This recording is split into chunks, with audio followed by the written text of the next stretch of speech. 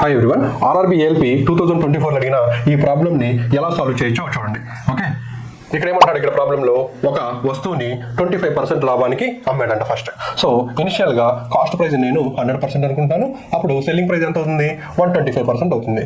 Next ఏమంటున్నాడు, అదే వస్తువుని 20% తక్కువ ధరకి కొనుగోలు చేసి, అంటే కాస్ట్ ప్రైస్ 100% ఉంటే 80% చేసి, తర్వాత ఏమంటున్నాడు, 10 రూపీస్ 50 పైసా, 10 రూపీస్ 50 పైసా. ఇనిషియల్గా ఒక అమౌంట్ ఉందనుకోండి, దానికి 10 రూపీస్ 50 పైసా తక్కువ చేసి దాన్ని అమ్మాడంట.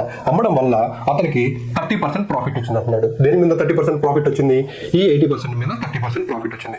సో 80% మీద 30% ప్రాఫిట్ అంటే ఎంత, 80%లో 30% అంటే ఎంత, 24 కదా. సో ఈ 80కి 24 యాడ్ చేస్తే ఎంత అవుతుంది, 104 అవుతుంది. సో ఇనిషియల్గా సెల్లింగ్ ప్రైస్ ఎంత, 125, ఇక్కడ సెల్లింగ్ ప్రైస్ ఎంత, 104, రెండింటి మధ్య డిఫరెన్స్ ఎంత, 21. ఓకేనా. సో ఈ 21 దేనికి ఈక్వల్ అవుతుంది, 21 10.50కి ఈక్వల్ అవుతుంది. సో మనకి కావాల్సింది ఏంటి, ఒరిజినల్ కాస్ట్ ప్రైస్ ఎంత అంటున్నాడు, అంటే ఈ 100% ఎంత అని అడుగుతున్నాడు. సో అప్పుడు 100% ఎంత అవుతుంది చూడండి, ఇక్కడ 21 ఇంటూ 0.5, ఇక్కడ 100 ఇంటూ 0.5 అంటే ఎంత అవుతుంది, 50 అవుతుంది. సో ఆన్సర్ బి అవుతుంది.